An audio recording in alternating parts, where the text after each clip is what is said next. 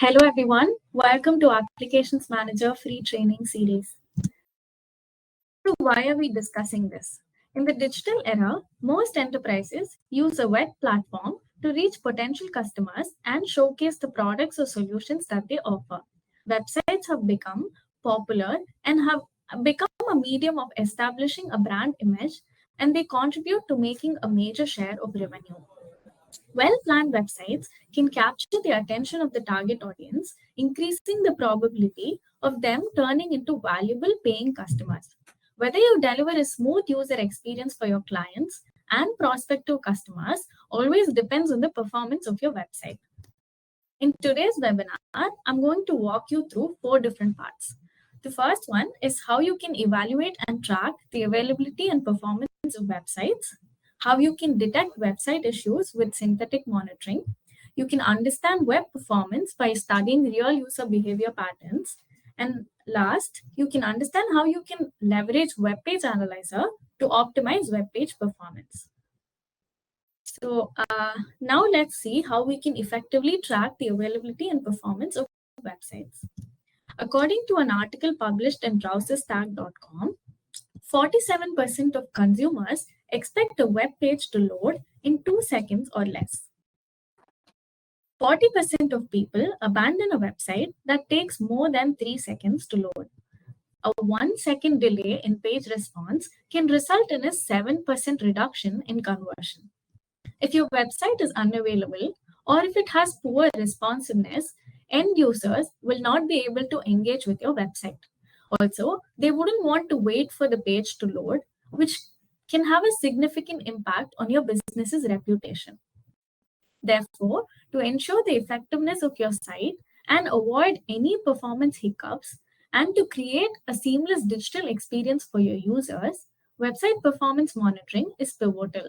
Not only does it provide insight into your website's availability, but also gives you an understanding of critical metrics of your website so that you can work on improving its reliability and also make it work optimally. The first step in digital experience is the interaction that the user has with the website. So when the user tries to access the website, it needs to be available. Website downtime and slowness are major causes of concern for businesses. Frequent downtime and slowness can make your site lose credibility among loyal customers and also create a bad impression on first-time visitors. So what causes website downtimes and slowness? Scheduled maintenance. A scheduled maintenance is a temporary period in which a site or an app is made offline or inaccessible for updates, backup, or maintenance purposes. You can even have data center problems or internal server errors. This means the request from the user may not even reach the server. You might also have bugs in the website code, which means these can cause errors and prevent the site from loading or might even cause slow loading. High traffic.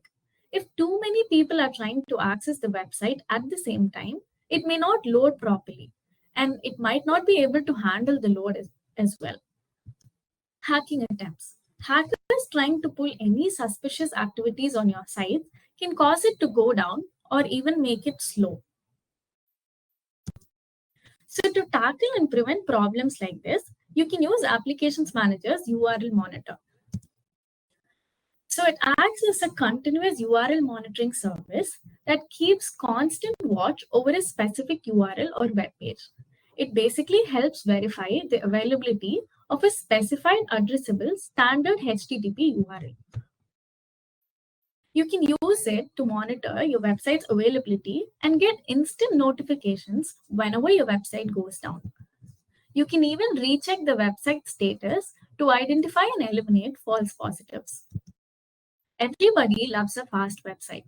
With improvements in broadband speeds and the advent of super fast websites, user expectations about website speeds have changed.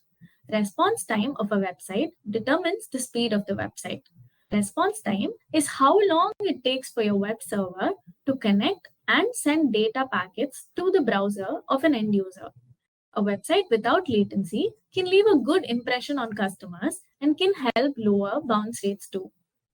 Applications Manager's URL Monitor tracks your website's response time along with split ups such as DNS time, connection time, first byte time, and last byte time. First byte time is the time it takes for a browser to receive the first byte of response from a web server, meaning it's a very strong indication of how fast the website is performing for that user.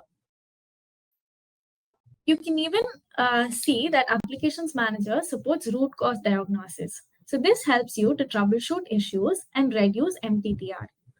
Let's now switch to the product UI to learn how we can add a URL monitor in Applications Manager.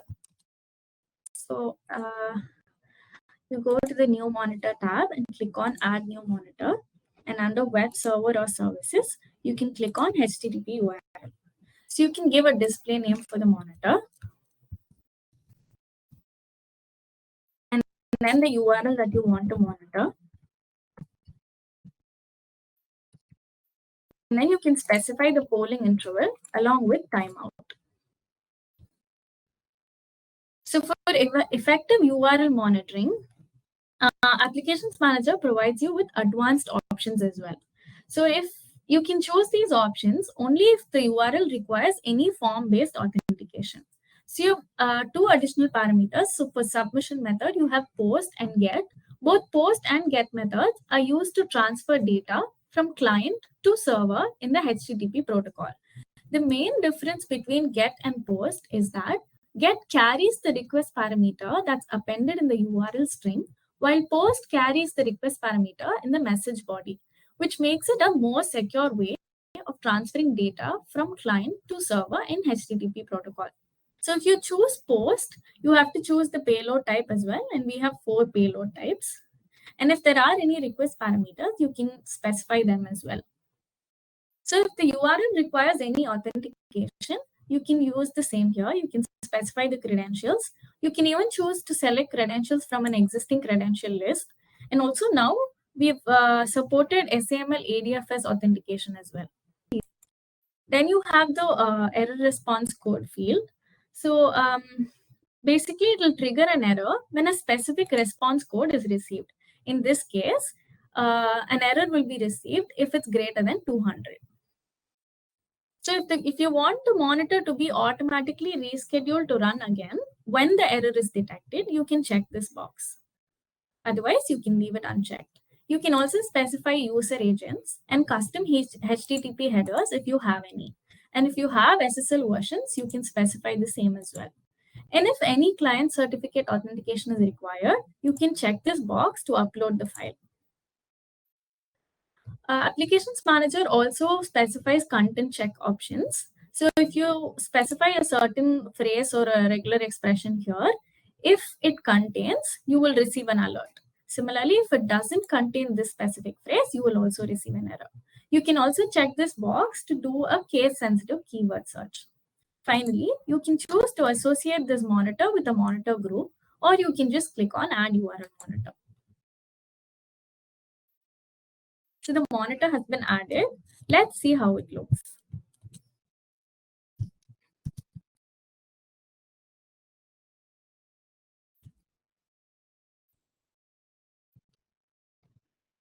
So here you can see all the monitor information, and you can see the availability. You can see response time. You can see both average response time along with current response time.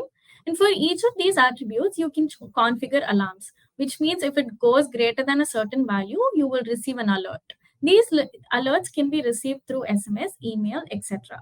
So you can also see the split ups, like I was telling you. You can see the DNS time, connection time, first byte time, last byte time. And along with this, you also have page size details. You have the current page size and the percentage of page size change if it has occurred, and what was the previous page size. So this is how a URL monitor looks in Applications Manager. Let's move on to our next topic, which is detect website issues with synthetic monitoring. Like I was saying earlier, in today's age of instant gratification, end users expect to be able to enjoy a seamless, issue-free experience on your website. Although monitoring the website availability and response time gives you a fair idea of whether your website is up and running. You can't know if your users are able to perform transactions without fail unless you understand the website's end user experience. This is where you need synthetic monitoring techniques. Here are some things that synthetic monitoring helps you to do. It basically helps you analyze website performance from an end user perspective. So it basically helps you identify issues that might otherwise go unnoticed. Synthetic monitoring lets you record complex workflows to keep an eye on important transactions that are taking place on your website. One of the main advantages of synthetic monitoring is that it can dynamically track website availability and performance on your website from your user's location. It can also help you meet SLAs and provide line of sight for all your service level agreements. Now let's see how Applications Manager's real browser monitoring facilitates synthetic transaction monitoring. So Applications Manager's synthetic transaction monitoring feature actually opens up an actual browser like Firefox from multiple geographical locations and tracks how these elements in your website load from that location, more specifically, the way your users view them. It helps simulate business critical processes. So the first step involves a web transaction recorder in which you can record critical transactions. Every action that we perform while recording, be it hovering, clicking on an element, all of this will be saved in a Selenium-based script file. And then Applications Manager will open a real browser in which it will play the recorded transaction again to identify if any error occurs. During this playback, data collection takes place and all the performance metrics are then published on the monitor dashboard. It also lets you take screenshots during the playback if there are any errors. And the main advantage of synthetic transaction monitoring is it can help you test it from different locations. To facilitate monitoring in multiple locations, we need to make sure that we have end user monitoring agents. Let's say we are hosting an event in your office and you've created a registration form for the same. All employees need to register for the event, which means employees from all your branch offices should be able to do so without any hassles. To test this critical workflow of filling the form and successfully registering for the event, you can use Applications Manager's real browser monitoring. For that, you'll first need to install an agent in all your branch offices, which means you can record the transaction of filling and registering from your main office. The same transaction will also be performed in all your branch offices using these agents, which will then send the data back to Applications Manager. This way, you can check if this workflow functions properly without any errors in all the desired locations. Applications Manager's end user monitoring agents basically provide greater visibility into the user experience and can help you detect potential performance problems with ease. These agents can be installed in multiple branch offices in different cities or in the systems of your end users. All you need is a secure HTTPS connection between the agent and Applications Manager server. So now we'll see how we can add a real browser monitor. I've already installed an agent and the web transaction recorder, which will basically record all the transactions.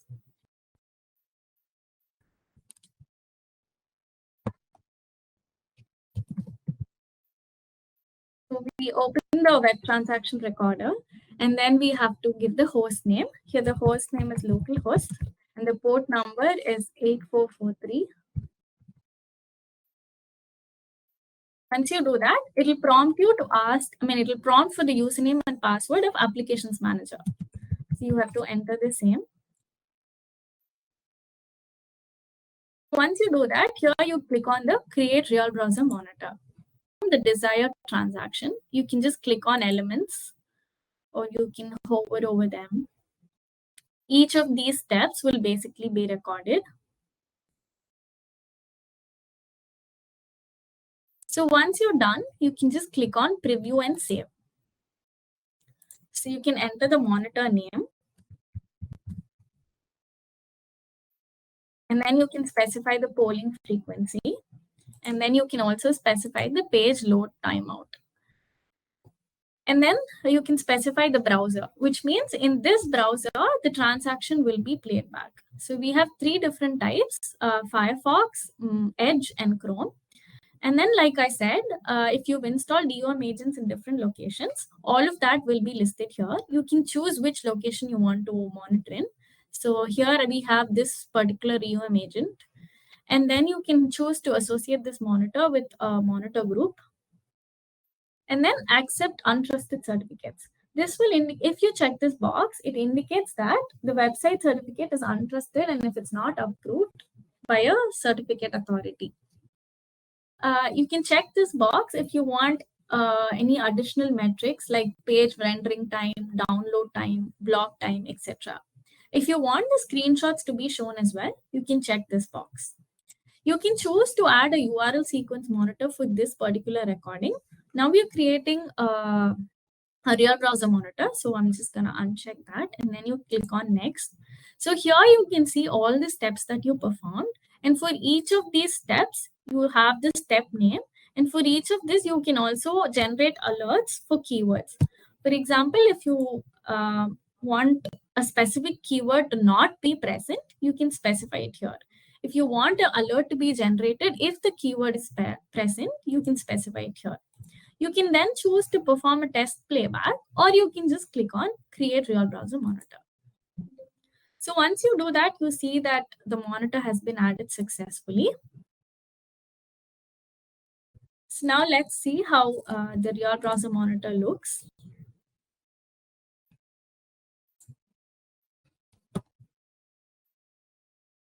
So here you can see the availability history of the monitor, and all the EOM agents will be listed here, and a basic overview of the average page load time, transaction time, etc. And here you can see all the steps that you perform. When you click on the EOM agent, you get other details, the average page load time, the transaction time. Here the page load time of each of these steps. And you can configure alarms for the same. So for this step, if you want the page load time to not be greater than 4,000, you can configure an alarm and you'll receive an alert if it crosses that set threshold. Since we had given show screenshots, you can see that even that has been recorded. And here we have something called the waterfall chart, wherein we talk about the status code of that particular URL, the size, and then also the content type. Here you can see the split up of all the details. So redirection time, blocking time, domain lookup time, etc. So this is the Real Browser Monitor in Applications Manager. Now let's see what are some of the use cases of synthetic transaction monitoring. The first one is comparing your performance to your competition. With synthetic transaction monitoring, you can set up benchmark scenarios to see how your applications are performing over time. You can also benchmark your company's performance against top competitors within a certain historical time frame or within a specific geographical region. This approach will help you establish a strategic outlook and preserve competitive advantage in the workplace. Testing new features. Testing is an important and an early stage of application development. Synthetic monitoring provides a set of baselines and thresholds that will pinpoint any obstacles that one is likely to face using the application in real time. Measuring performance impact of third-party applications. Today's websites increasingly rely on third-party features such as cards, ads, customer reviews, web analytics, social networking, SEO, etc. So if there's a weak link in the chain, one or more of these elements are not working properly, then it can adversely impact your site. Synthetic transaction monitoring can greatly assist you in helping to monitor your third-party applications while also alerting you to potential or real performance degradations and downtime impacts. This helps tremendously in providing line of sight on your service level agreements in order to hold the third-party vendors accountable. Finding issues before customers. Synthetic monitoring helps you to set up baseline tests in order to measure the way your customers will interact with your websites, APIs, or mobile apps. This type of testing can provide direct feedback on the performance degradation or availability issues. It will also help your team locate the root cause and can engage the right experts and fix issues before they impact the end users.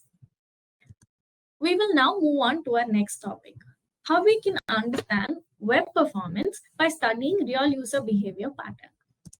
First, what is real user monitoring?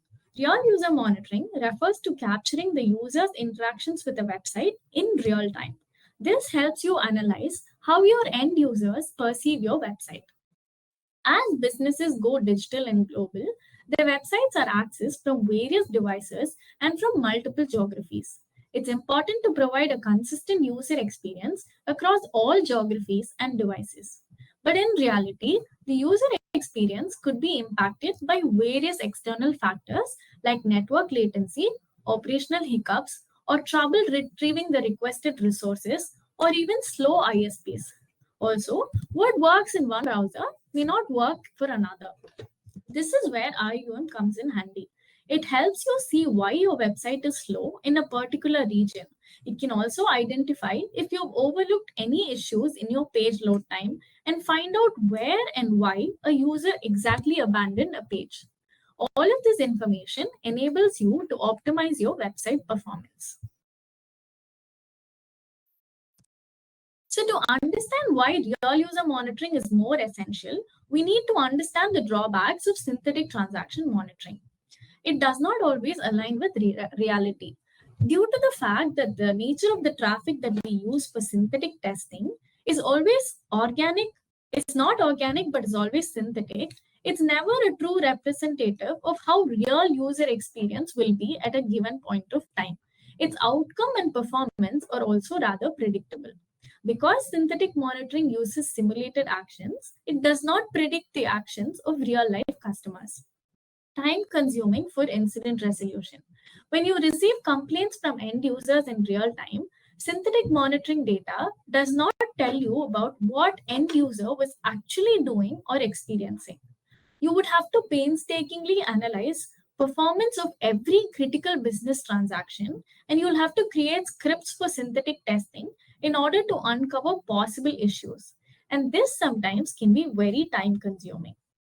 Narrow view of performance. Synthetic monitoring can never match the rich diversity of performance variables that exist in the real world. Because you're not monitoring actual users, you really aren't getting any data on how your product is used in the real world. All you have is simply a narrow view of application performance. This is why we need real user monitoring. So how does real user monitoring work in Applications Manager? To facilitate data collection and reporting, Real User Monitoring's remote monitoring agent is first deployed in the server in which the web application is hosted. Following that, a small JavaScript snippet that's generated by Applications Manager is placed in the header or footer part of the HTML code of the web application that you want to track. Upon loading, the JavaScript snippet basically acts as the core that collects the performance data and it constantly transmits it to the RUM agent. This agent then acts as a liaison between the JavaScript code and Applications Manager's web client, which visually depicts all the captured data. So you will first need to download and install the RUM agent and then generate a small JavaScript snippet from the console. And then you will also need to insert it in the header or footer. And then if you want to monitor a web application, you can put it in the common or index page of the web application that needs to be monitored. Real user monitoring in Applications Manager can help you proactively analyze how the front-end performance of website varies across different geographies, ISPs, browsers, and devices, which helps you ensure that we have hassle-free digital experiences. It helps you become aware of user satisfaction levels using AppDeck scores. It helps you isolate web transactions that contribute to poor user experiences of the applications. You can also gain comprehensive insights about domain resources and user sessions. You can identify JavaScript errors instantly and prevent users from getting service errors. You can also analyze and compare the impact of any new changes that's made in the site and how it has affected the user experience. Let us now learn how to add a real user monitor in Applications Manager. So you go to add new monitor, and under web server or services, you click on real user monitor. Here you can give a display name, and then you can specify a website URL. So let's say we are going to monitor this specific application itself. So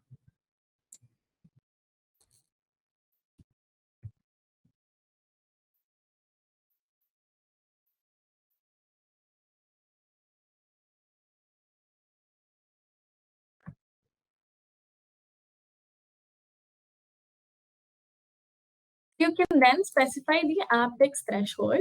So application performance index, as you know, is an open standard that's used to measure user satisfaction. Here we are talking about the response time.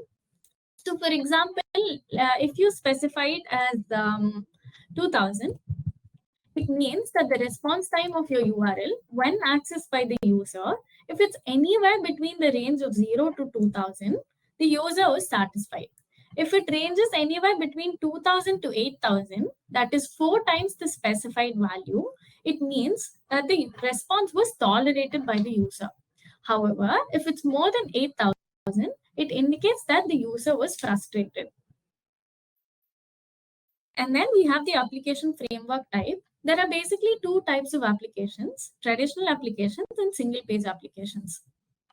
So in traditional applications, it's the most common form, which basically involve multiple pages. An Amazon shopping application is a classic example. Every time you perform an action, you'll basically be redirected to a new page. A single page application is a one where you have just a single page and any transaction that's performed in the page is tracked by Ajax calls and is basically static in nature.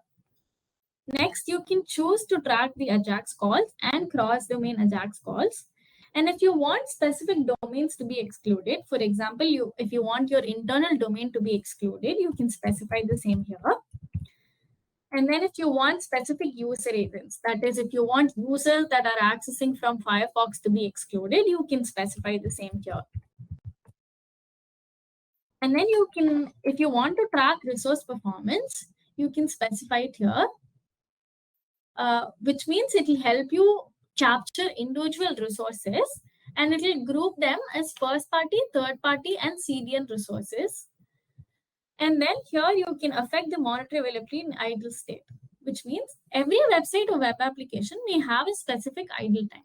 For example, Applications Manager as a web application, its set idle time is 60 minutes. It means if your monitor has not polled for 60 minutes, then the availability will be made down.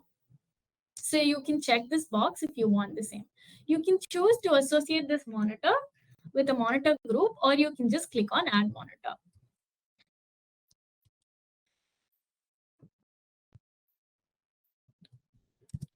So once you do that, the monitor will be added.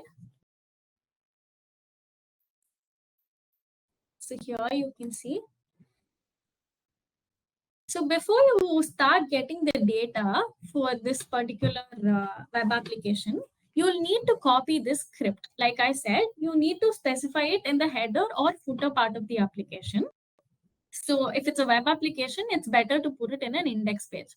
So you can just give a copy script and copy the same. Here I've already injected in that file. So, and you can replace the agent host and agent port along with the protocol respectively.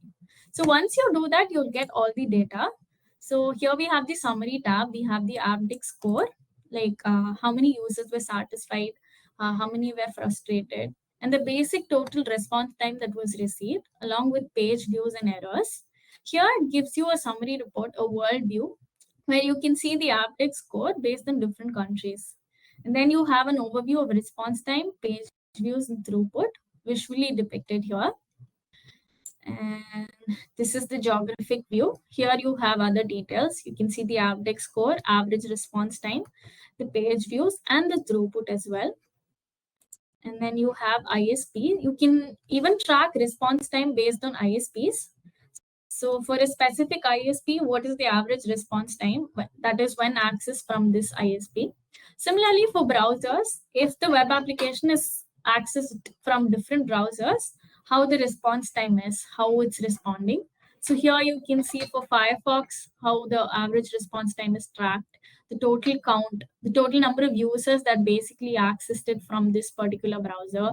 And then for Chrome and for Edge. So all of this is also visually available as graphs, so you can analyze the same. And then according to device type as well. So how the response time is based on the type of device in which the web application was accessed. Here you also have other details such as top view port, the connection time graph, along with the device memory details. So this is about the device type. And the web pages tab basically has the transactions that were performed and the average response time of each transaction and the number of times, the total count, the throughput, and the average page size. If you click on a particular transaction, you get further details. Here you can see the split up of the response time. You have different components. And then you can also see the throughput of this particular transaction as well. You can also see the specific AppDex score of this particular transaction. And then we have the user sessions. So the start time of the session, the total number of users, the average viewing time for sessions, and the average number of pages that were navigated. So, and also the viewing time. And then you have resources. Since we had enabled it, you can see that all of it has been sorted into first party, third party, and CDN resources. So you have the domain name along with the average resource size and the response time and the total count as well. So if you had enabled Ajax calls, you can track all the Ajax calls here along with the response time, throughput, and average resource size, etc. And then you can also see the JavaScript errors, the total number of errors, the number of pages in which it has occurred, the files, and users. So here you can even see the details about the errors. So where and when it was collected, and from which file it was collected, and from which page, etc. You can also see the device type in which this particular error occurred, along with which particular user encountered this error while basically collecting the or accessing the web application. So yeah, this is real user monitoring. Now so this is a sample screenshot that I just showed you, and you can see the same here. Now let's talk about some of real user monitoring use cases. So SaaS and application service providers can use it to monitor and manage service quality that is delivered to their clients. Development teams can use it to verify if the changes that are propagated to sites have the intended effect or if they're causing any errors. Quality analysts can use it to test the changes within a production environment. They can also use it to spot intermittent issues that only occur under specific conditions. For example, a login failure in banking software. Site reliability engineers can use real user monitoring to use it for constant monitoring of a website to see when and where page load times increase to prevent timeouts that are caused by traffic spikes. Now that we've understood both real user monitoring and synthetic transaction monitoring, let me tell you how they complement each other and provide great benefits when employed for your websites. Correlating business with performance. Synthetic monitoring can provide the performance data that will enable you to pinpoint problems with page load time or network bottlenecks. However, if you want to analyze exactly how web performance impacts business revenue, then you need more than synthetic performance metrics. So, since real user monitoring is generated through real user traffic, it provides essential insight into real business metrics, such as conversion rates, which can then be correlated with continuous performance metrics collected from synthetic testing. You can identify problems before active users arrive. No matter where the applications are hosted, problems are always bound to occur. Synthetic monitoring is the most effective solution to identify a configuration problem that's probably caused by an off-hours maintenance change, so that it can be fixed before the users begin to use your application service in the early morning hours. On the other hand, real user monitoring would be the most helpful tool to measure application responsiveness for each and every live user during the peak hours. Troubleshooting outages. Combining synthetic and real user monitoring data can make troubleshooting quicker and easier. When synthetic tests fail or trigger an alert, data gathered from RUM will show you the real-time impact on end user experience. Similarly, if real user monitoring data reveals a performance anomaly, then you can use synthetic transactions to replicate the issue by exercising the same transaction across a number of ISPs and geographical locations. Collecting data in this way allows you to triangulate from various vantage points to identify the root cause that may lie in the data path between end users and your application service. Real user monitoring and synthetic transaction monitoring can both be used simultaneously to verify and deep dive into performance issues. Let's proceed to the last topic of the day. Leverage Web Page Analyzer to optimize web page performance. So what is a web page analyzer and why would you need it? Even though synthetic transaction monitoring and real user monitoring gives you insights into website performance from an end user perspective, you'll need something to understand how the web page itself performs. So a web page analyzer keeps track of your web pages and tries to give you options to optimize your web page performance using page speed rules and suggestions. It can help you identify what exactly is slowing down your websites. Page Speeds Insights is an online tool which helps in identifying performance best practices on any given website, and it provides suggestions on a web page's optimizations and suggests overall ideas on how to make a website faster. So Applications Manager's Web Page Analyzer tracks and provides insights into various key metrics that help you effectively manage your web pages. During each poll, Applications Manager loads the web page in a Firefox browser in a cacheless state and then captures the real-time data of various performance metrics of web page. So here you can see some of the critical metrics that is tracked by the web page analyzer: the response time and domain summary, page speed scores and suggestions, request tracking and waterfall chart, and SSL certificate management. So now let's see how we can add a web page analyzer and applications manager. So unlike real user monitoring and synthetic transaction monitoring, you don't need an agent for web page analysis. Here you just need to download some add-ons and you just have to put it inside the folder. So this will help you collect the page speed scores and suggestions for the web page. So you go to new monitor page, click on add new monitor, and under web server or services, you click on web page analyzer. So here you can give the display name.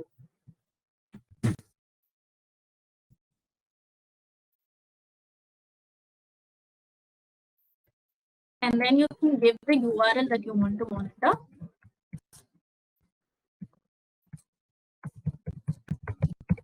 And then you can specify the page load timeout.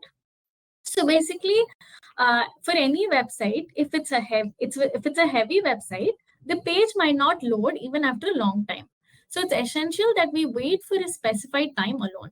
Otherwise, the loaded part alone is taken for monitoring and analyzing purposes. So wait after load in seconds. In some websites, there might be some non-essential components of a web page that might probably load only after the page is rendered. So this wait time specifies for how much time we can wait for these additional elements to load. Just like URL monitor, you have other options as well. So if this specific URL requires any HTTP methods form-based authentication, you can specify get or post. If it's post, you'll need to specify the payload type as well, or you can specify the payloads here. And then you can specify username and password if it's required. You can also choose specific domains to block. And then you can add, if you want to add content check, you can specify a regular expression, the ones that the URL should contain, and the ones that it should not contain as well. And then you can check this box if you want to do a case sensitive keyword search. So then you can even enable SSL certificate monitoring. If you do, you can specify the domain, the port along with the version. And if it needs a proxy to connect to the domain, you can check this box. Or if you want to ignore an SSL certificate name mismatch error, you can also tick this box. You can check this box to ignore any invalid root and intermediate certificate errors. So you can also specify the timeout along with the polling interval. And then you can choose to associate this monitor with a monitor group, and then you can click on add monitor. So now let's see how the web page analyzer monitor looks.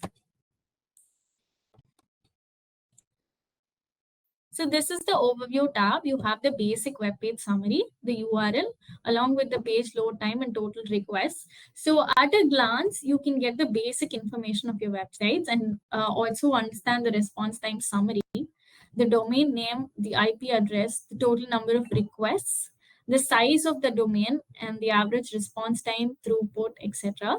So for each of these, you can also configure alarms, which means it will trigger an alert every time it crosses a specified threshold. Then you have the network log tab. It's basically a waterfall chart. So here you can see that you have all the resources names along with the status code, its size and content. Here you have the split up of the resources, the start time, the redirection time, domain lookup time, connection time, etc. And then you have the resource details. So it has all the request types and the number of requests for each of these request types, the size of this as well. And here you can also see resource size percentage and resource count percentage visually using a graph in case you need to analyze. So, and then you also have the screenshots for the same. And then now we have page speed insights. Like I was telling you, so it gives you a specific set of suggestions. So here you can get page speed score for the entire web page that is here, that's specified here, or you can get it for individual components as well. So the grades can basically vary from A to D, and the score can vary from 1 to 100. So where 100 is considered a perfect score, and a score of 90 or above is considered good, and a score between 50 to 90 indicates that the page needs improvement, and a score below 50 indicates that the page is poor. For scores below 100, you can get suggestions. So for example, since you can see here that the score is 10 and the grade is D, so here you have suggestions as to how you can improve the page or this specific component as well. So this is the web page analyzer in Applications Manager. So like I just showed you in the UI, this is just a sample screenshot of page speed scores. So that's about the last session for today. So before we see a quick recap of today's session, you can please take a few minutes to answer the poll that might appear on your screen. So today we saw how we can monitor individual URLs for better user experiences, and we saw how we can analyze issues that you basically face in critical workflows, and how you can leverage synthetic transaction monitoring to go beyond the app only view, and you can also like how you can understand real-time user experiences using real user monitoring. And last, we saw how we can optimize web pages using the web page analyzer. So thank you for joining us today.